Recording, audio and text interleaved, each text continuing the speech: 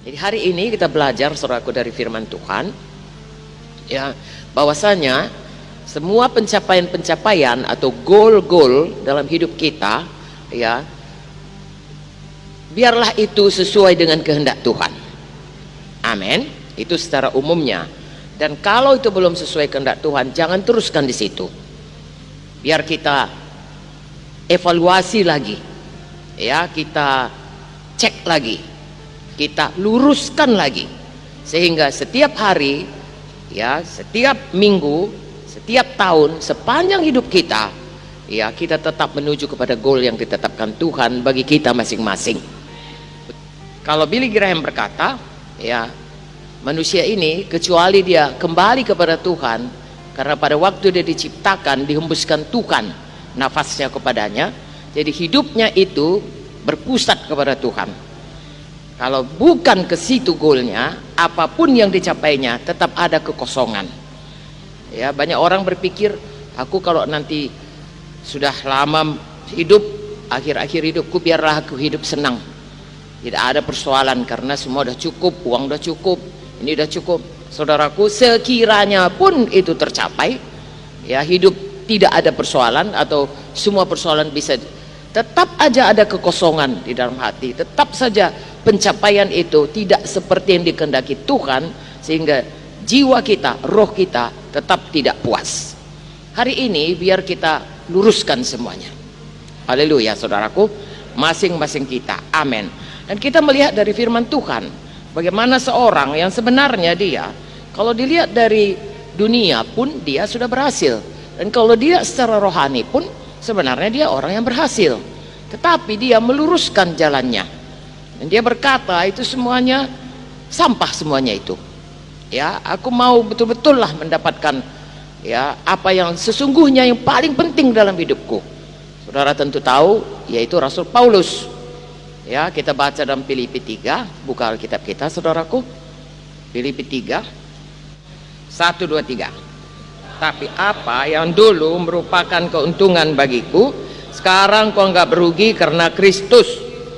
Malahan segala sesuatu ku anggap rugi karena pengenalan akan Kristus Yesus Tuhanku, lebih mulia daripada semuanya. Oleh karena dialah aku telah melepaskan semuanya itu dan menganggapnya sampah, supaya aku memperoleh Kristus,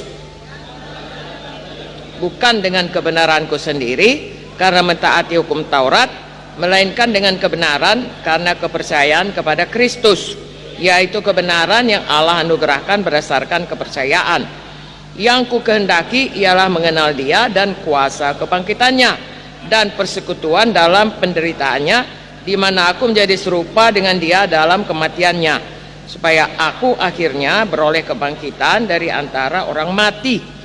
Bukan seolah-olah aku telah memperoleh hal ini atau telah sempurna, melainkan aku mengejarnya, kalau aku dapat juga menangkapnya, karena aku pun telah ditangkap oleh Kristus Yesus. Saudara-saudara, aku sendiri tidak menganggap bahwa aku telah menangkapnya, tapi ini yang kulakukan, aku melupakan apa yang telah di belakangku dan mengarahkan diri kepada apa yang di hadapanku, dan berlari-lari kepada tujuan untuk memperoleh hadiah, yaitu panggilan sorgawi dari Allah dalam Kristus Yesus. Karena itu, marilah kita yang sempurna berpikir demikian, dan jikalau lain pikiranmu tentang salah satu hal itu akan dinyatakan Allah juga kepadamu. Tapi baiklah tingkat pengertian yang telah kita capai, kita lanjutkan menurut jalan yang telah kita tempuh. Amin. Oke. Jadi saudaraku, ini Paulus ini sebelum dia bertobat pun dia sudah hebat ini. Ya, dia salah seorang daripada pemuka agama. Nah, tetapi dia berkata, yang dulu itu hebat sama sekali tidak ada apa-apanya. Dia tidak mau bermegah akan hal yang lama. Dia hanya mau, saudaraku, sampai kepada rencana Tuhan. Amin. Nanti kita lihat ayat demi ayat. Memang Tuhan berkata, saudaraku, kalau kita bermegah, janganlah bermegah, ya, mengenai apapun di dunia ini, walaupun semua orang mengejarnya. Kalau kita bermegah, hendaklah kita bermegah karena Tuhan. Di mana itu dituliskan? Yeremia 9, ya. Mari kita baca ayat 23, kuat-kuat.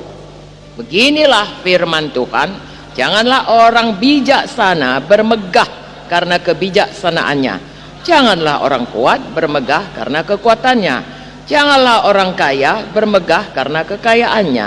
Tapi siapa yang mau bermegah, baiklah bermegah karena yang berikut, bahwa ia memahami dan mengenal aku, bahwa akulah Tuhan yang menunjukkan kasih setia, keadilan dan kebenaran di bumi. Sungguh semuanya itu kusukai. Demikianlah firman Tuhan. Amin. Ini sejalan dengan yang kita baca tadi. Amin. Ya, bukan salah saudaraku punya banyak medali karena misalnya juara olimpiade, bukan salah kaya. Amin saudaraku. Bukan salah banyak titel, pintar. Tapi yang dikatakan janganlah ya bermegah karena itu, tapi bermegahlah karena mengenal Tuhan. Jadi kalau mau bermegah, bermegahlah karena Tuhan. Haleluya. Jadi kalau punya goal, punyailah goal karena mengenal Tuhan. Ya, punyailah goal apapun goalnya karena kita lebih mengenal Tuhan. Haleluya. Dengan kata lain, lebih dekat sama Tuhan, lebih intim. Haleluya. Oke, jadi saudaraku, ya kalau Galatia 2:20 itu ada nyanyinya. Adapun hidupku ini bukannya aku lagi, melainkan Kristus dalamku, dan sekarang yang kuhidupi sekarang ini adalah hidup demi iman akan Tuhan Yesus yang sudah mati ya bagi kita dan menyerahkan nyawanya bagi kita, yang mengasihi kita. Amin. Lagi-lagi saudaraku, hidup kita ini satu goalnya, Tuhan Yesus. Haleluya. Jadi kalau ada yang menarik-narik saudaraku, balik lagi lah. Siapa goal kita? Tuhan Yesus. Kenal Yesus lebih dalam. Amin.